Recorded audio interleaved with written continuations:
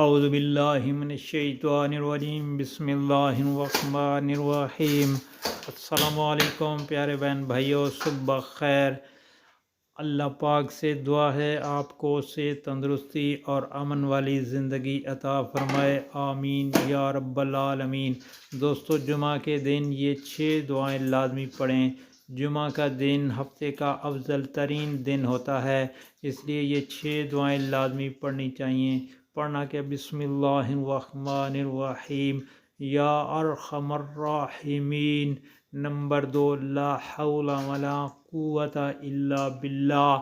Number 3، سبحان اللہ و بحمدہ، سبحان اللہ العظیم۔ نمبر 4، ان ربی لا سمیع الدعاء۔